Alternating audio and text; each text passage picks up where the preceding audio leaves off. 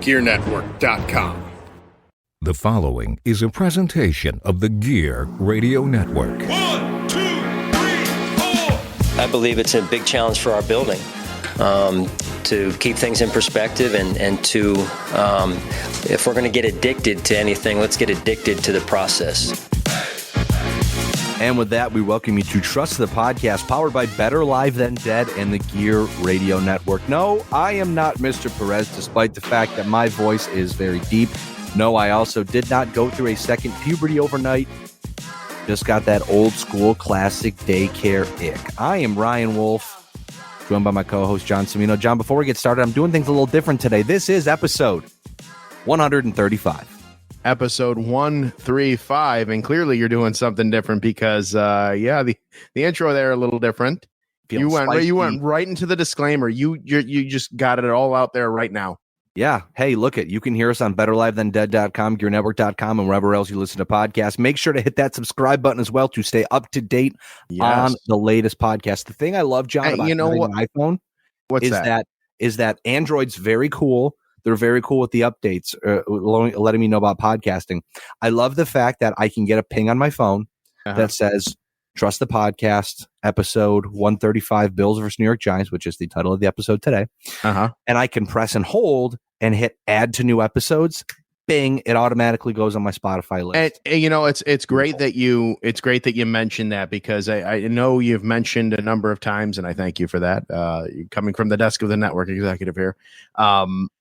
For mentioning the subscribe button. Really, folks, when you subscribe to the podcast, that actually helps us out better than any other little gimmick thing that we did maybe in the past, like with the Amazon link and all of that stuff. That helps us much. It's an easier way to help us out just by giving us that download that has the commercials attached to it. We're a grassroots organization, man. We have been for the last almost 10 years now, believe it or not. In March of 24, we'll make 10 years of Gear. Prepare for something to happen that month too, Ryan.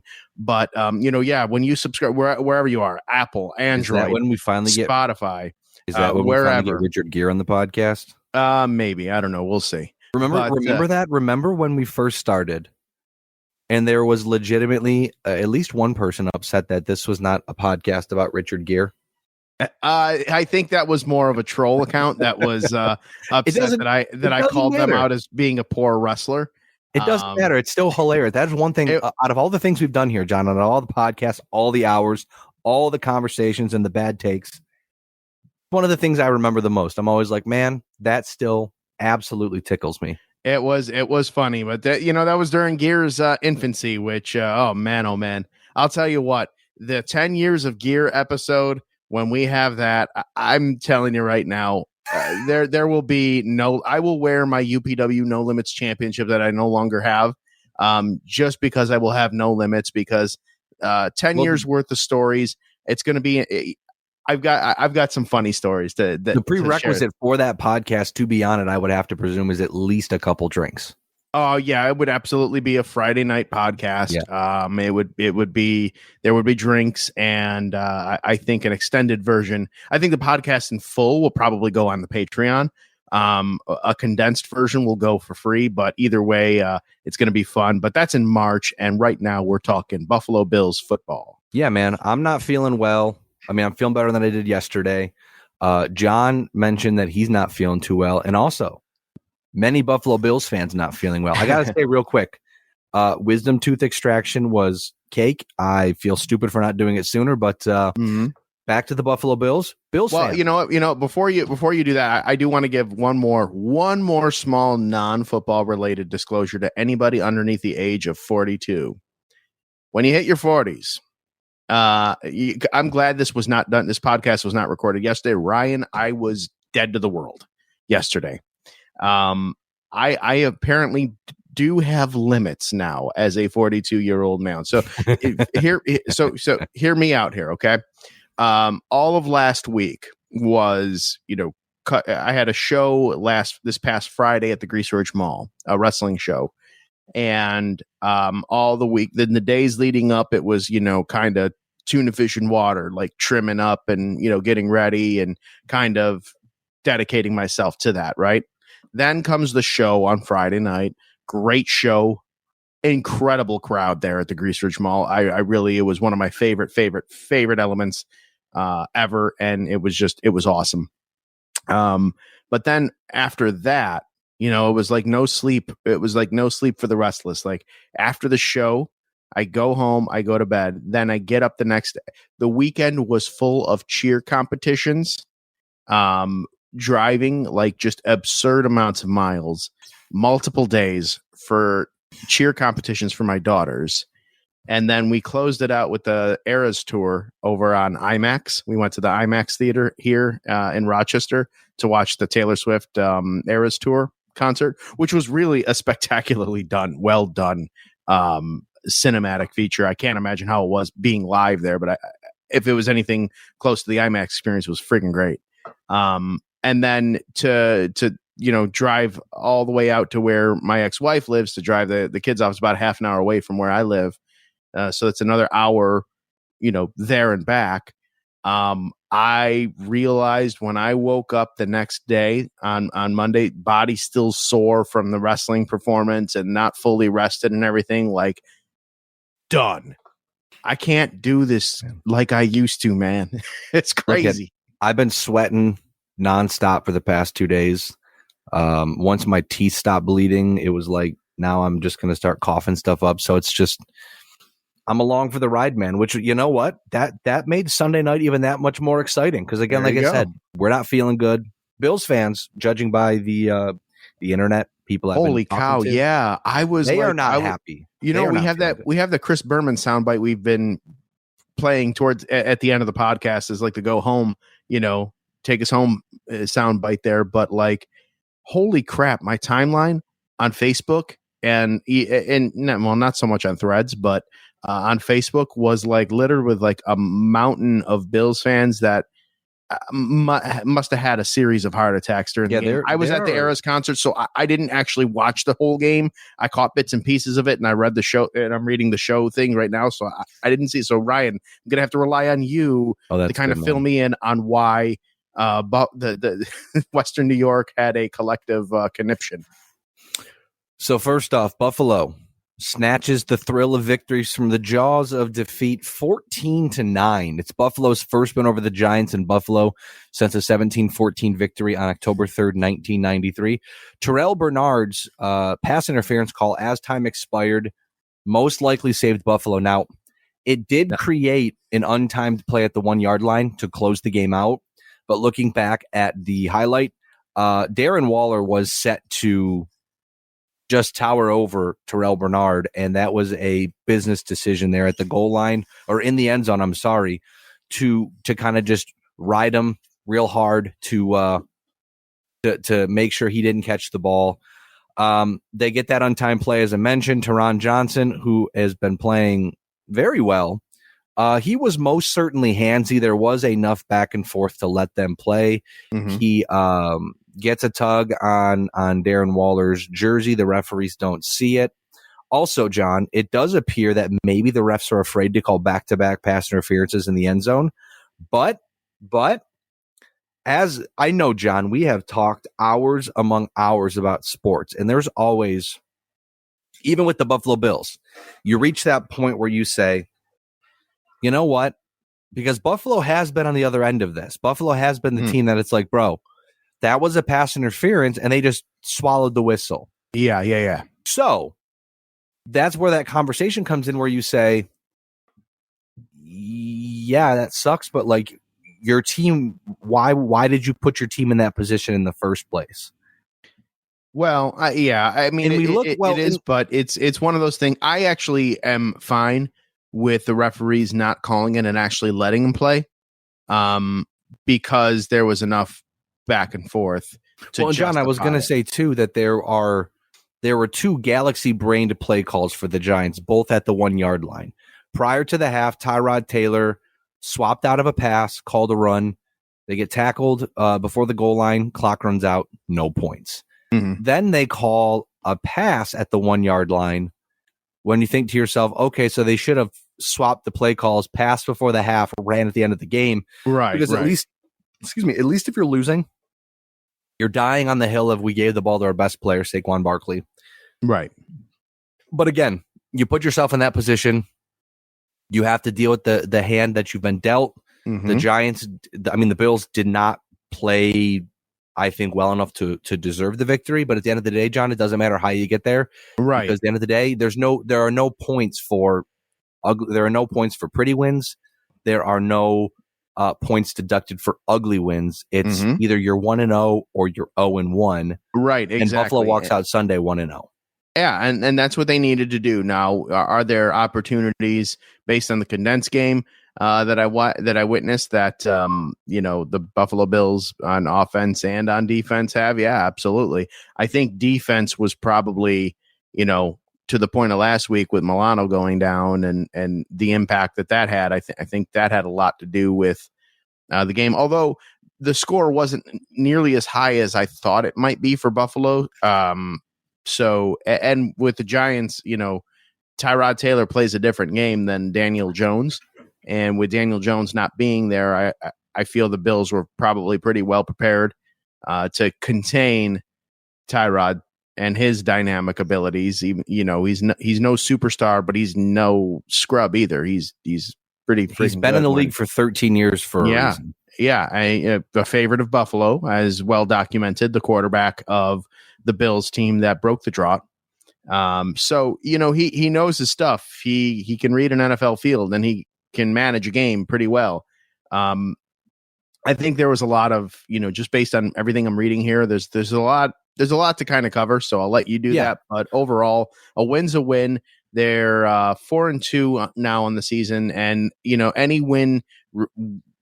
Good, bad, or indifferent is still a win, and it keeps pace with the Miami Dolphins, which is the team that right now everybody's kind of staring up at. And the win marks Buffalo's 5th consecutive Sunday Night Football victory, the longest Sunday Night Football victory or win streak in team history. I'm sorry. Also, understandably, Josh Allen moves to 5-0 on Sunday Night Football. It was a revenge game for Brian Daboll. John, I'm not sure you've seen the clip, but I will have to find it and send it to you. No love lost between Brian Daboll and Sean McDermott. They had a very brief but tense handshake after the game. Also, really? It was a Tyrod Taylor revenge game as well, despite the fact that I'm sure he loves coming to Buffalo at any point in time, because really that stretch of time with the Buffalo Bills, much like Ryan Fitzpatrick's stretch with the Buffalo Bills, really I feel like extended their careers. But absolutely, it absolutely did for both of them. If there's one thing that the Buffalo Bills, the Bills Mafia in particular, is good at, is it's making their players mean something to the league, regardless of what the circumstances is. To your point, before Fitzpatrick became the Buffalo Bills starter, he was a journeyman going to the Bengals, the Rams, you name it, he was there. Fitzmagic wasn't Fitzmagic until he was here in Orchard Park. And that has carried on with him now, long past his stint in Buffalo, and now to where he's doing commercials. I mean, the dude had never played a playoff game, but he's well known now. Fitzmagic is his gimmick, and that was born here in Orchard Park. So, that's one of the main things, one of the main draws of coming to Buffalo is if you come to Buffalo, it's kind of like when you go to New York. The old saying, if you make it in New York, if you can make it in New York, you can make it anywhere. Well, Buffalo being, go ahead. I fucking hate this, but the only football team that is in New York State. I guess that would apply here.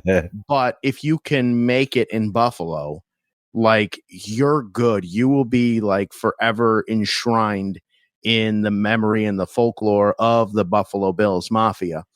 Ryan Fitzpatrick didn't nowhere close to being as successful as Josh Allen was in Buffalo, but in the same, loved and respected and revered, and he's got a career outside of it because of that. So, all good stuff there.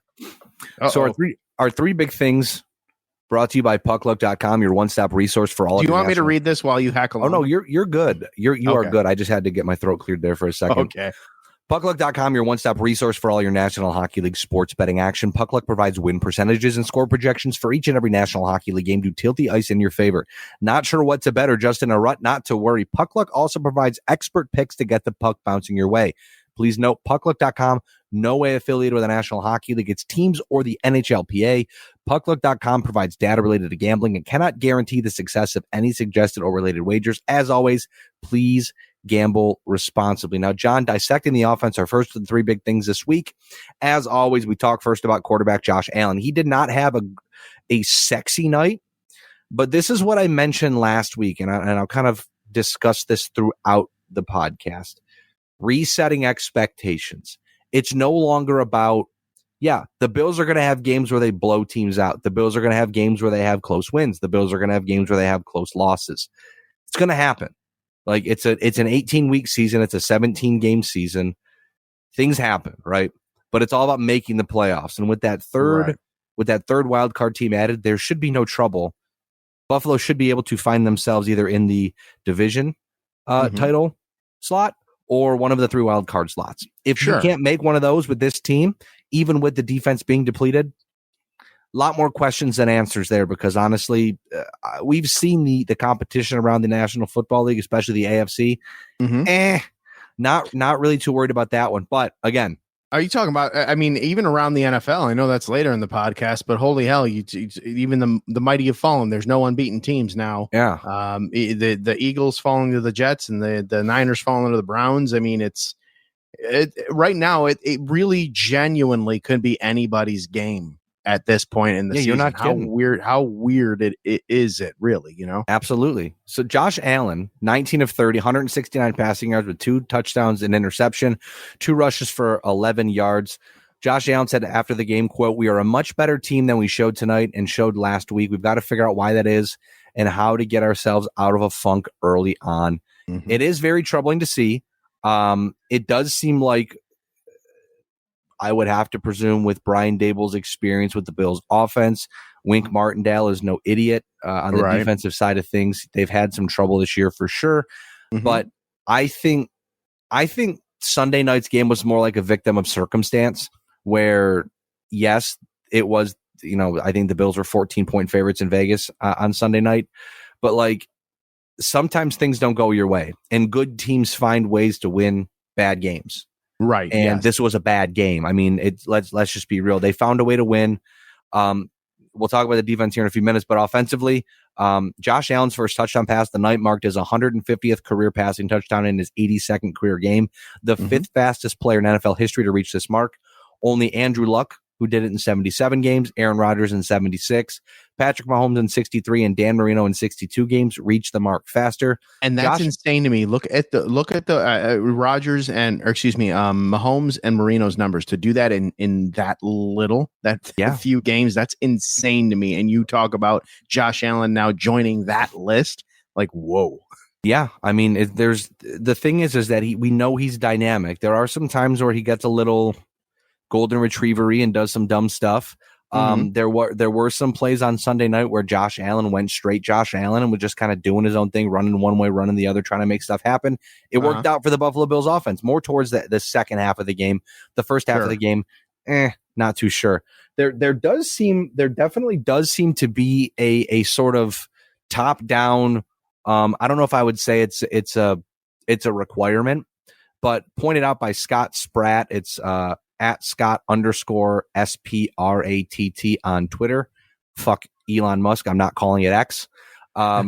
Through 6 games, Josh Allen's rushing attempts in 2020, 37, 2021, 44, 2022, 47. This year, through 6 games, 22. Wow. There seems to be more focus on keeping Josh Allen out of harm's way. Granted, you can't predict when injuries happen. You can't predict when a guy's gonna, run into a pile or in the back of like on, again, Sunday, perfect example. Josh Allen rolls out of the pocket to go throw the ball, gets blasted, hurts his shoulder. It's suspected that he may have a sore AC joint, but they said after the game, he came back and finished the game, was perfectly fine, was pulled out for a couple plays to get a concussion check from the top down. They called from the box, pulled him out of the game, sent him to the blue tent. His head did bounce off the turf. But again, had x-rays post game, didn't see anything, just probably going to be very sore this week. May miss practice. It's Tuesday night. Not totally sure about the rest of the week, obviously. Right. But I suspect Josh Allen will be perfectly fine. But I'm again, sure he will. It seems like they're doing. Josh Allen doesn't have to go sicko mode, if you will, week 6 against the New York Giants. No, he doesn't have to. And that's, the stat that you had mentioned about his rushing attempts going down. I mean, that we've been shouting that from the rooftop the last 3 years, is that the Buffalo Bills need to really focus on keeping him up and getting a competent running game. And I know we had mentioned earlier on in this year too, some of the runs that, the running game that James Cook has had earlier this year, helping keep Josh Allen upright and opening up that pass game. This just goes to show that as he's aging now, I mean, he's not old, but he's not ancient by any stretch of the imagination. 27 years old, but still, as he's starting to approach his 30s, he's got to really start shifting that mindset to being more that passer guy, being almost like Roethlisberger was. When Roethlisberger first started, he was kind of doing the Josh Allen stuff, and then he had to force himself to become more of a pocket passer and just extend plays, do things like that. We may be seeing the beginning of that transition for Josh Allen finally, and I think it's a good thing, and that will lead to, depending on how he fine tunes his throwing games and eliminating some of those Josh Allen-isms, where like you said, Josh Allen went Josh Allen, does those things, could lead to sustained success and a long tenure behind center there. I mean, John, we know Josh Allen. He got that dog in him. But sure does. If they can keep that dog chained up in the fence in the yard during the regular season, and then when the playoffs roll around, they go, "Hey, time to turn off that invisible fence." Yep. And the dog and that let that boy hunt. Like that's when you need to do it. And I wonder, and that's another thing too. And this is just me kind of thinking as I'm talking here, which can be potentially dangerous. You put a lot of things on tape throughout the season. Teams know what to expect. Yes. So if you're not putting this stuff on tape during the regular season and you unleash it during the playoffs, maybe there's an advantage there. I don't know. I'm not an NFL head coach. I'm just some asshole in Western New York who loves to talk about the Buffalo Bills. So clearly take my opinion for what it's worth. But maybe that's another thing they're trying to do. Because again, there are clear problems with this Buffalo Bills offense. Like a good example, I never thought I would say this, but Stephon Diggs is a problem in a good way. Because on Sunday, 10 receptions. I was wondering where you were going to go with that. 10 receptions. Don't make me yell at you now. 10 receptions for 16 targets for 100 yards. Josh Allen had 19 completions on Sunday. I mean, it's great. Don't get me wrong. Diggs, a dog. Allen, a dog. Who else is there to catch the ball in Buffalo? Dawson Knox. I damn near forgot about him.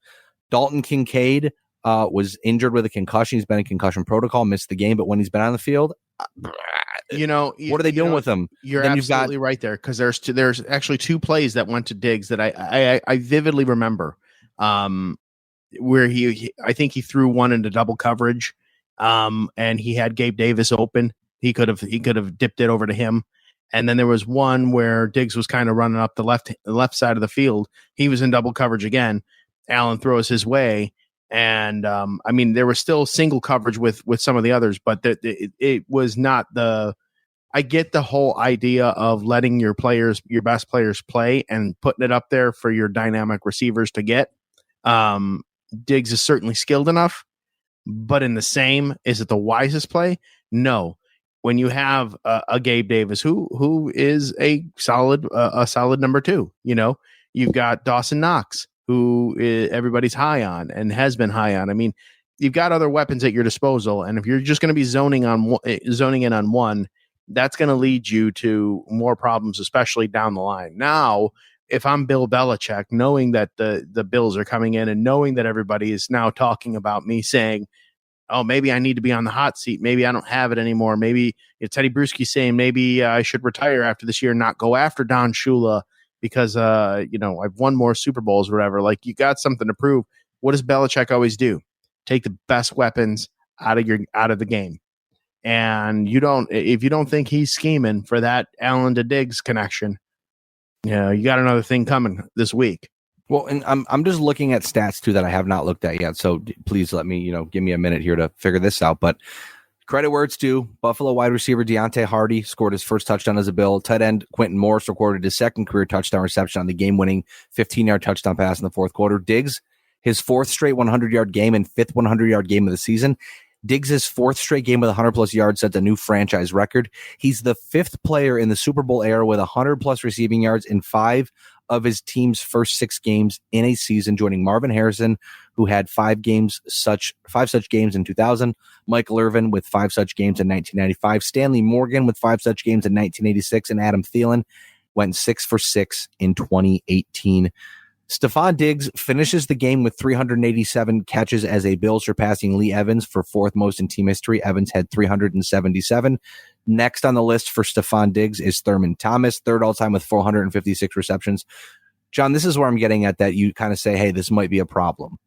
Diggs is on pace for 187 targets. His career high is 166. 139 receptions he's on pace for. His career high, 127. 1,757 receiving yards. His career high is 1,535. And 14 touchdowns. His career high is 11. To go further, they've targeted Stephon Diggs 66 times this year. Gabriel Davis has been targeted 30 times. Dawson Knox 25. Dalton Kincaid 19. James Cook 18.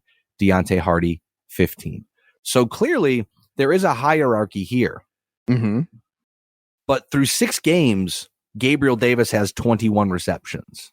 Dawson Knox, your number 1 wide receiver, has 14 receptions for 92 yards. Right.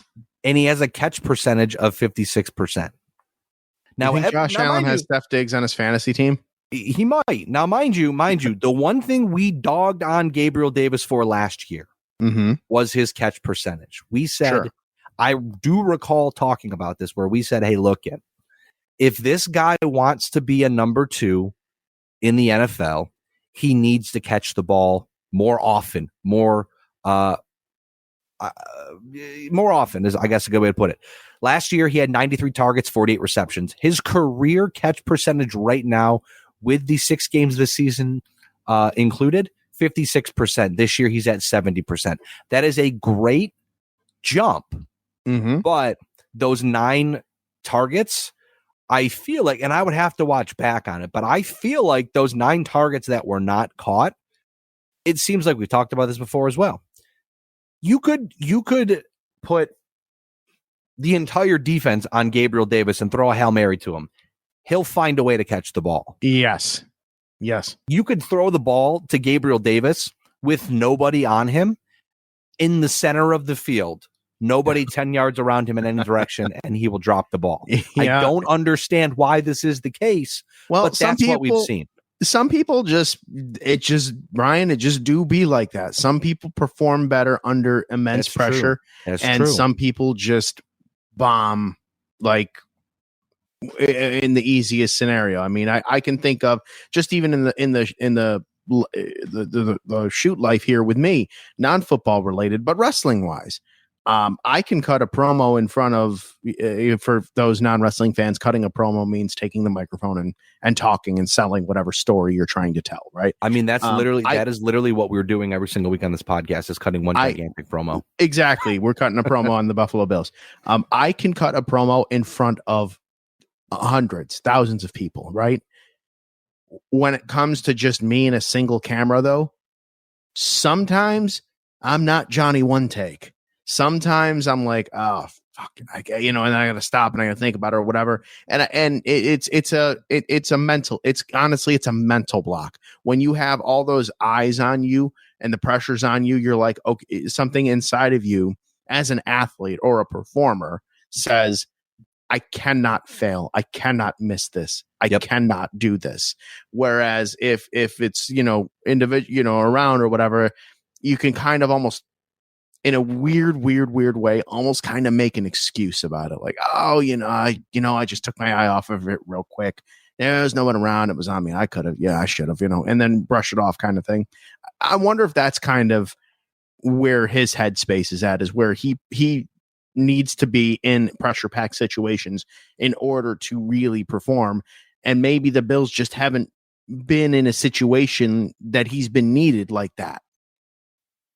I mean, that does make a lot of sense here. I certainly think too a big problem that this Buffalo Bills offense is experiencing right now is they need to be able to find a way to get Josh more comfortable with the rest of the offense. Whether it's absolutely, but I know one thing. When I look at Gabe Davis, though, I mean, even through 6 games in the season with a little bit of with lesser targets, he's still only 3 touchdowns away from his career high of 7.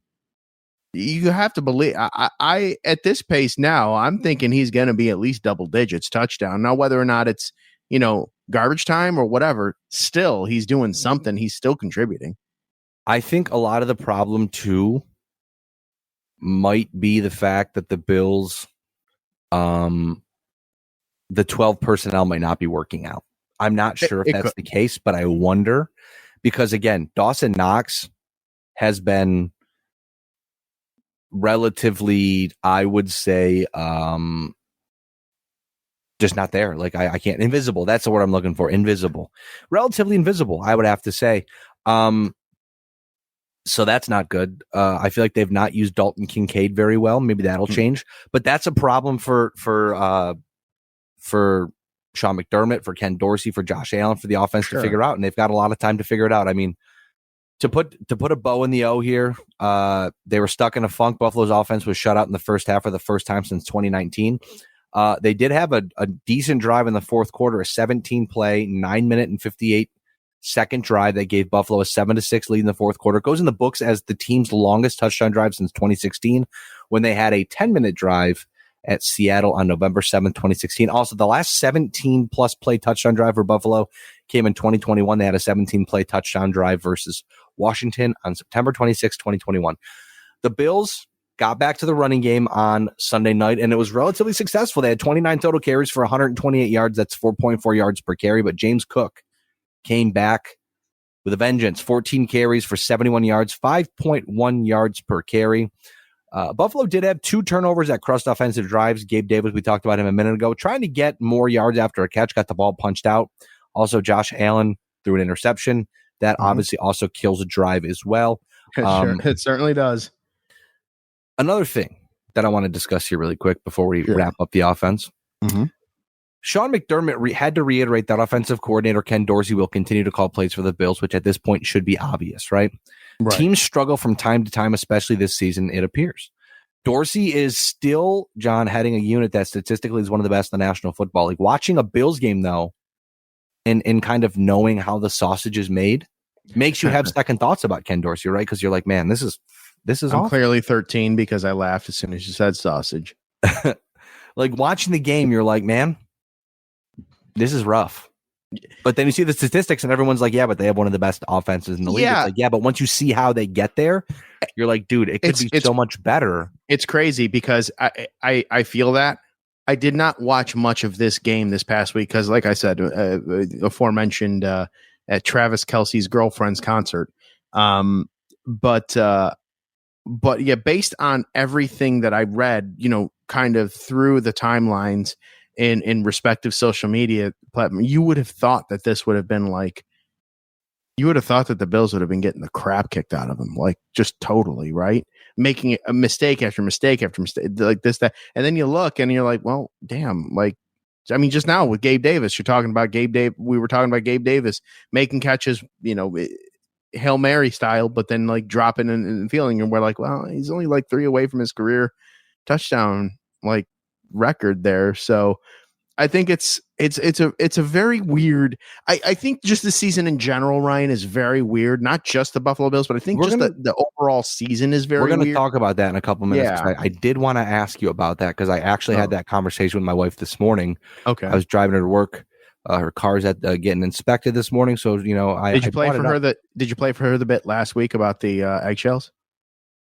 No, I told her I talked about it though, and I got a couple text messages about it. But did you?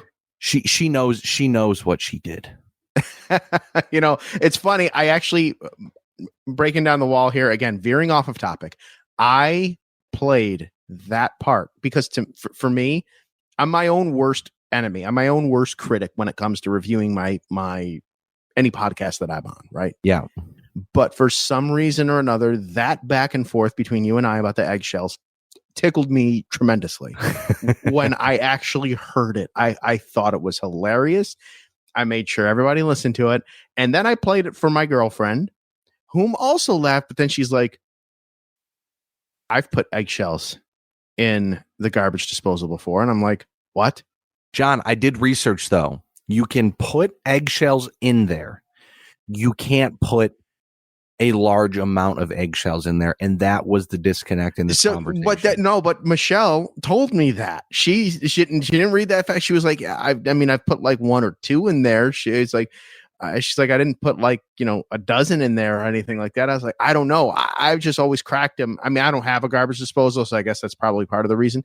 But when I lived at a spot that did have a garbage disposal, even then, when I cracked the eggs, I still just put them in the garbage. I never put them in the garbage disposal. Never even thought to do that. But well, hey, the new garbage disposal is kicking ass.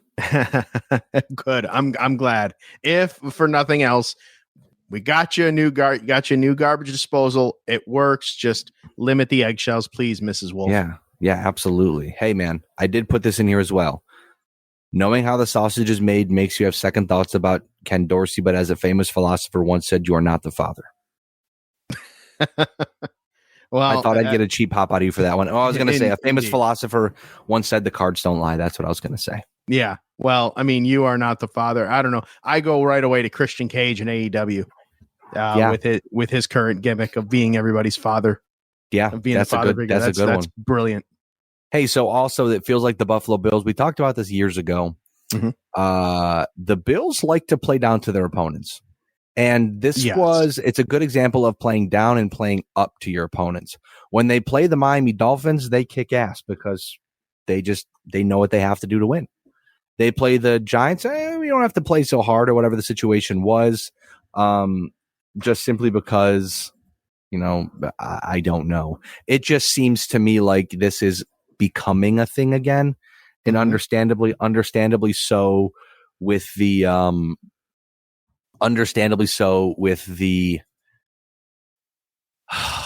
with the offense struggling, having a lot of questions, having defensive players be hurt. Another player we saw again, like, I don't know if the Bills have some sort of, and this is not to be funny. This is like, I just don't know what the hell's going on. Mm-hmm. Running back Damien Harris left the game in an ambulance with a neck injury. They kept showing DeMar Hamlin on the sideline, clearly like having a PTSD moment, which was not great on NBC's part, but whatever. Of course. That's television for you. They'll always do that. Like, every time you see an ambulance, interview him. Right. Exactly. Like, I don't know, man. That's not cool. Damien Harris is in concussion protocol, reportedly has a neck sprain, is expected to have a full recovery. Right, I don't know that he's going to play again this year because we'll talk about it in just a few minutes. We call that a cliffhanger. Teaser, bang, bang. But yes, the Bills are playing down to their opponents, and hopefully that stops. Breaking down the defense, John. Defensive end AJ Epinesa, another great game. 3 total tackles, 1 solo. He had a sack, a tackle for a loss, and 1 quarterback hit. He's on pace for 11 sacks, which would be a career high. Defensive end Leonard Floyd, 2 tackles, which were both solo, 1 sack, 1 tackle for loss, 2 quarterback hits. He's on pace for 18 sacks, which would also be a career high. Cornerback Taron Johnson, 15 total tackles, 9 of which were solo, 1 pass deflection. His 15 tackles are a career high. Linebacker Terrell Bernard, another strong game with 12 tackles, 9 solo, 3 tackles for loss. And linebacker Dorian Williams had 10 tackles and 6 of which were solo and 1 quarterback hit in his first career NFL start. Looking at the snap counts here, yeah, that's right. He's after getting thrown into the mix, he was playing week 1, no snaps. Week 2, 6. Week 3, 7. Week 4, none. In London, 32. And then week 6 against the Giants, 65 snaps, which was 84% of the defensive plays. So with Terrell Bernard playing what appears to be 100% of those defensive snaps and Dorian Williams playing 84%, those are your 2 top linebackers for the Buffalo Bills, as one would expect. And 2 dogs. Dog. Yeah. Dog. Yeah. Dog. One person who's not a dog and needs to be let off his leash into the wild and just to run away and never come back. Kyer Elam. Still awful. Still awful. Oh boy. Still very awful. But poor dude. Teron Johnson played 95% of the snaps. Christian Benford 100%. Kyer Elam 100%. I gotta think we don't have any news yet. Dane Jackson was out with a foot injury, so maybe Kyer Elam would have been inactive if Dane Jackson was healthy. But with that being said, I really wonder how long until Josh Norman is signed to the active roster, because again, Kyer Elam looked freaking awful on Sunday. It looked over. Is it just, do you think he's overwhelmed, or? I just don't think he's good. I don't know what happened, if it's like a lack of confidence or just an inability to play the position the way the Buffalo Bills anticipated him to or want him to. Okay. But that has just been an absolute whiff by Brandon Beane and the Buffalo Bills making that draft pick on taking that draft pick on Kyer Elam. But I would have to think that Josh Norman is going to be on the active roster sometime soon here. That's it's unbelievable to me that he's. I feel like he's been around for like 30 years, Josh Norman. Same with Latavius Murray. He just never goes away. Exactly. You're like, damn, you have got some miles on them legs, man. Would you just continue to keep going? Well, when you mentioned Josh Norman's name last week, I was like, he's still playing? Like, he's still around? Like, he's still, wow, like crazy, cool. But yeah, I mean, at this point now, we're past the first part, the first quarter of the season, if you will, well into the second quarter of the season now, and now's the time to really identify these outliers that you have and patch them up where you can to make that extended run. And if Norman's going to help the cause there, then bring him on. Dominating on D, Buffalo, considering the level of their opponent, the defense rebounded after the gigantic loss of manpower the last few weeks. They allowed 185 passing yards, 132 rushing yards across 73 total plays. They did bottle up, Saquon Barkley most of the game. He did, as time went on, understandably, and came back from that ankle injury, got a little more juiced up, started to get a little more effective. Cause for concern, though, potentially, kicker Tyler Bass, 0 for 2 on field goals on Sunday night. Both were kicked in the same direction and both were pushed right. He did also miss the same type of kick in warmups. His first 2 misses of the season. He's now 9 for 11 on field goal attempts this season. Something Bills fans will most likely never forget. Everybody's got, yes, indeed.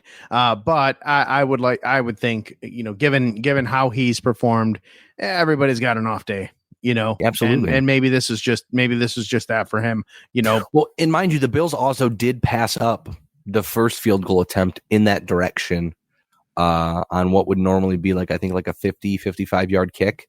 That Bass would normally put away. They decided to punt the ball. So maybe they know something, or we're just like, hey, it's just the field. I mean, it was cold. It was wet. It was a little breezy. Maybe that played something into it. Sure. I don't know. We haven't heard any more about it. I would just presume, like you said, it's a bad day. Yeah. And those games happen. Bad day at the office, swinging a leg for a field goal is, when growing up, it was kind of like, oh, he's just a kicker. But no, I mean, it takes a strategic amount of muscle movement and muscle memory and training to consistently swing your leg in that direction with power and accuracy. It's a tough gig. Not everybody can do it. So sometimes, just like in any other position, we criticize the running back, criticize the quarterback, criticize wide receiver that dropped the ball, things like that. Same deal with the kickers, and same thing is so. I would chalk it up, given his history, as just a bad game. On to the next one. Looking at some players coming back from injury here, linebacker Balen Spector was activated from the IR, and cornerback Jamarcus Ingram was elevated from the practice squad prior to Sunday night's game. Also, our linebacker Von Miller, his update weekly here. He went from playing 20 snaps against the Jaguars in London, 23% of the snaps, to 27 this week.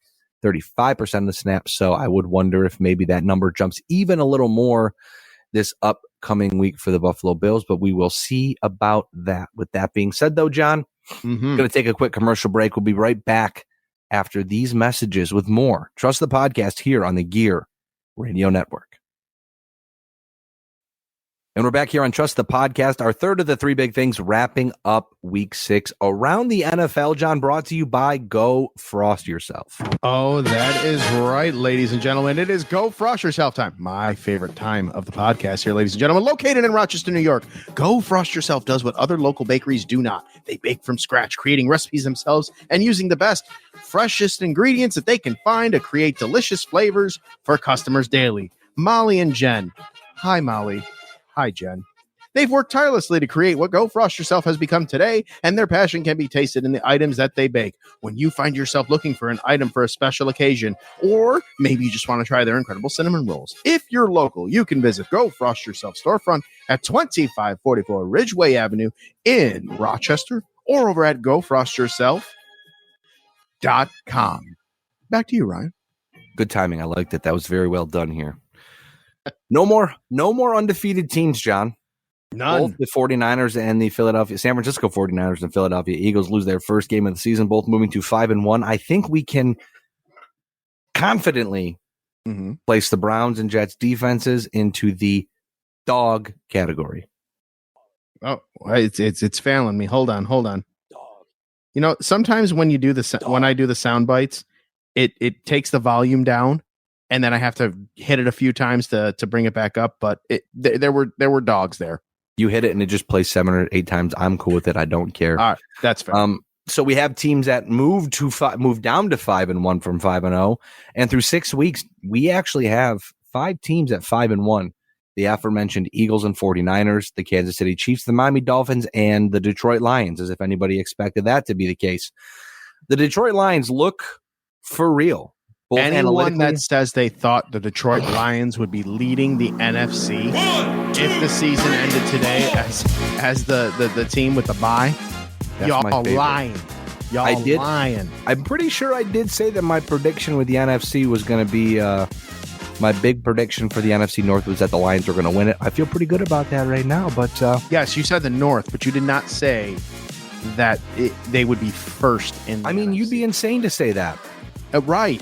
That's what I'm saying. Like anybody that says, other than like Lions fans, that at this point in the season, if the season ended today, that the Detroit Lions would have that first round bye, y'all lying like you're lying on a rug. Yeah, that is very, very. No one saw that one coming. I would agree with that one. Yeah, but this is what I wanted to highlight here. Sure. Is that so Dallas won. I just got to do numbers real quick here. So we're going to do that, and we're going to do that.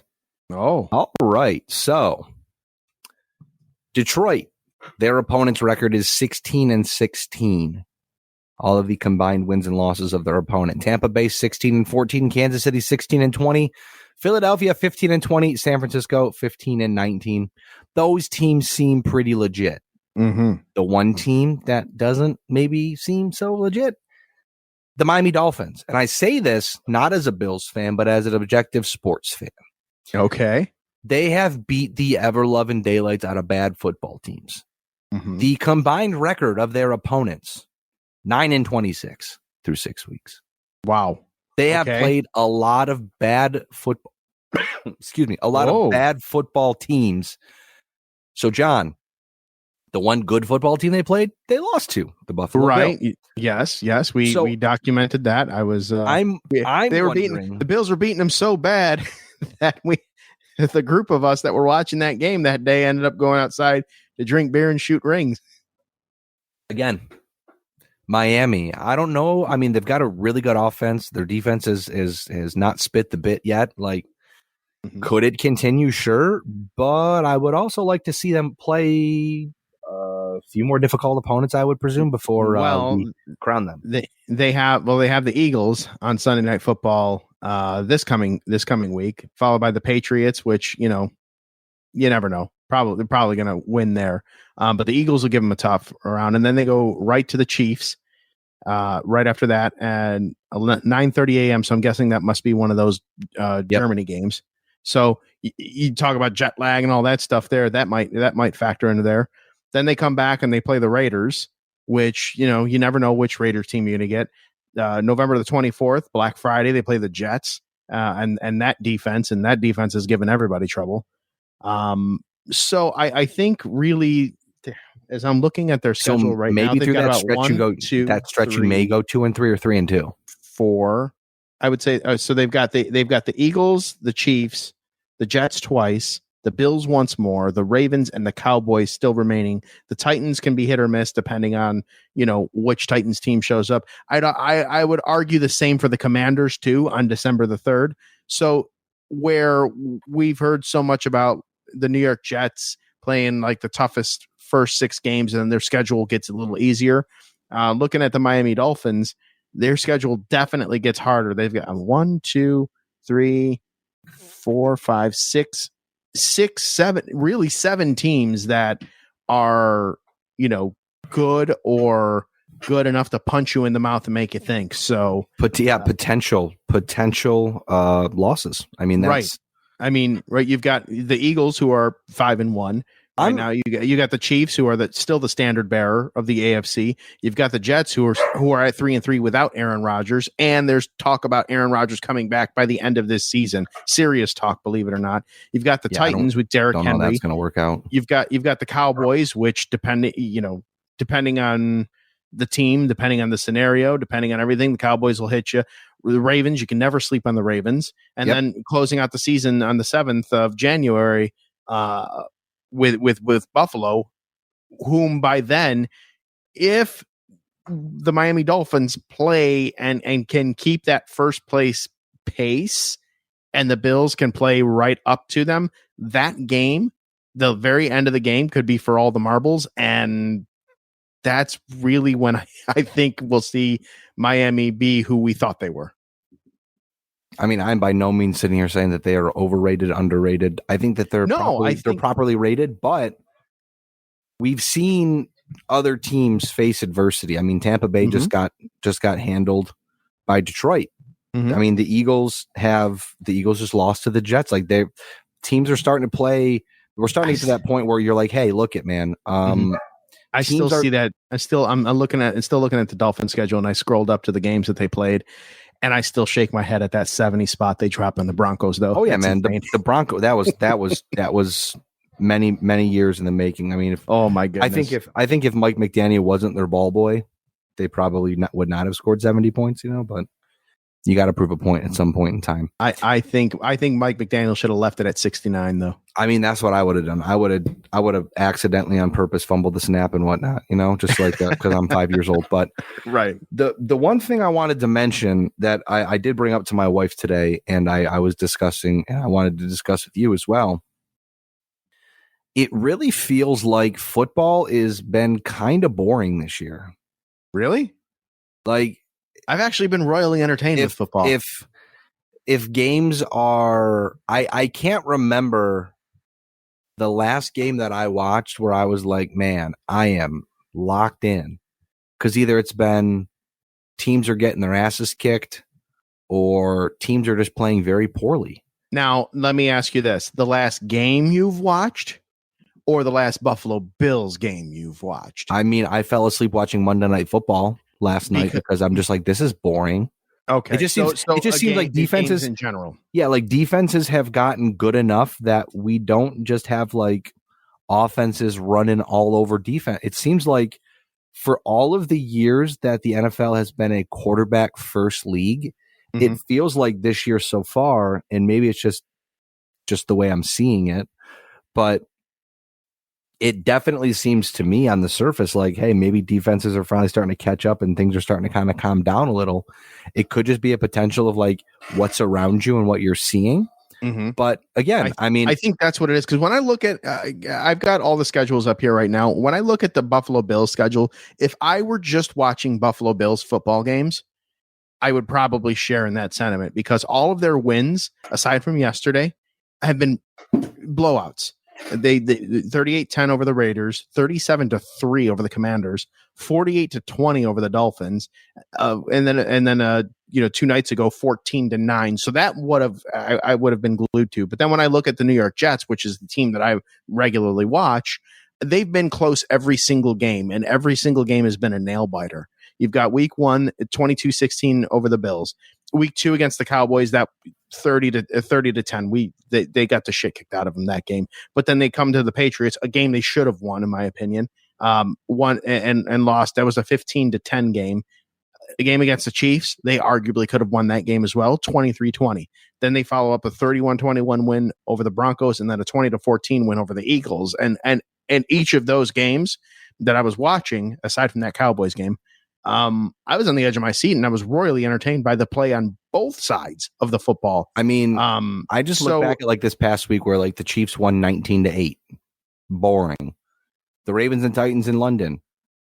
Justin Tucker kicks 6 field goals. Great. I think a lot of that has to do with the NFL's marketing the offense and marketing the quarterback and the receiver and all of that stuff. I think that's that might have some play into it. For me, like watching a pitcher's duel in baseball, most people will be like, especially today's fans would be like, oh, it's boring. And I'm like, that's strategy. That's a freaking slugfest. Like, I'm into that kind of stuff. And some of these closely contested, like, I love to watch football to see if the defense can, in fact, punch these high-powered offenses in the mouth. And when they do, just to see how silent people are about it, that's awesome to me. So I think it might be in the eye of the beholder there. I don't think we're seeing boring football all around. I think it's more, you got to find it. If you find it and you see it and it's boring, then there's that. But there has been some pretty good football games out there too, both in the NFL and as well the college ranks too. Maybe I'll just try a little harder next time and figure out what I'm doing wrong here. Yeah, I don't know. I mean, I wanted to bring it up though because I feel like it was something where it's just No, it's valid. It's valid. Monday Night Football was boring. Sunday Night Football, even though it was the Bills, was like kind of like, dude, this is just like, can we have a little excitement? I watched the 49ers. I was so excited. The 49ers and Eagles were on local TV in Rochester for the first time all season, back-to-back games. Mm-hmm. Both games were just like, oh, okay. I don't know. Like, I want to watch Christian McCaffrey be Christian McCaffrey. I want to watch the Eagles offense be the Eagles offense. And it's just like, I can respect a good defensive battle, but also I would like to see like what is advertised. Right. But for me as the Jets fan, and I'll even take my Homer hat off here. For me as a professional football fan that happens to like seeing dominating defenses play very well, that was a great game. To shut down the MVP and Jalen Hurts and honestly rattling him to the point where he did not look like himself. And you could see with every defensive series that the Jets had that game, their confidence just grow and grow and grow, and them keeping him in it. And then Jalen Hurts, I think he turned it over 4 times that game. You know what I mean? So I think like that from that perspective, for me, it's okay. But I'm also notably older, and I view things from a completely different lens, and I come from a completely different era of football. That it's like the older style kind of is okay every now and then. Sure. I've been even when I've watched Bills games though, even though some of the blowouts are kind of like but the show that they put on, Diggs I love the Allen to Diggs connection. Like that's my favorite. That's my favorite duo right now. Arguably one of my favorite duos right now is Allen to Diggs, and I will defend Diggs to Bills fans that think he's a prima donna and all that stuff. Like I'm that guy. I will defend Steph Diggs because I love the dynamic so much. Excuse me. And so I don't know. I think it's eye of the beholder. Sure, that's fair. I get what you're saying. Now I'll pay more attention. Let's table this for next week's podcast. I want to see if it's changed for either of us by then, because I'll be a little bit more attentive to football. I do have a youth competition during the 1:00 games, but I have enough data and a wonderful streaming link that I can watch games in between performances. There you go. And that's what I do. So let's table this for next week's podcast. I'd be interested to see if it changes for either one of us. Sounds good. Looking ahead here, some roster moves. Jordan Schultz reported on Tuesday night that free agent running back Leonard Fournette was visiting the Bills on Tuesday. The report was if the visit went well, Fournette would sign with Buffalo. But on Tuesday morning, Schultz followed up and stated that Fournette's visit to Buffalo had been canceled. Apparently, Buffalo was reportedly set to lose practice squad running back Ty Johnson, which is why Fournette was being brought in. Johnson, who has played 62 games, 208 carries for 925 rushing yards and 4 touchdowns, also has 86 career receptions for 668 rushing yards and 3 touches. Mm-hmm. Johnson did remain on Buffalo's practice squad, though, and logic would be that with no update currently on Damian Harris's neck injury, but the talks of running backs being brought up, that I would think that Harris would at least be put on the IR for 4 games, if not longer. That Johnson could be headed to the 53-man roster, so we will keep an eye out for that. Which, John, brings us to Week 7. Buffalo Bills at New England Patriots. Kickoff, 1 p.m. on CBS. New England, 1-5. Fourth in the NFC East. They've allowed 72 points, or they've scored 72 points, allowed 152 points, 298.2 total yards per game, 321.3 total yards allowed per game. ESPN matchup predictor has 82.2% of America believing that Buffalo will defeat New England. I'm with those 82.2%. Buffalo going to beat New England because, for Christ's sake, they better. Well, I'm going to also say that I'm part of that 82.2% of America that believes Buffalo will defeat New England. I don't think it's going to be. I don't think it's going to be a runaway, but I also don't think it's going to be as close as it was with the Giants. I could be wrong there. But anytime Gillette Stadium can be quiet, I am all for it. So I'm taking the Buffalo Bills to beat the New England Patriots by a score of 27-10. That's what I'm going to do. 27-10, Buffalo. I want to say, I'm going to give you a number, 31-14.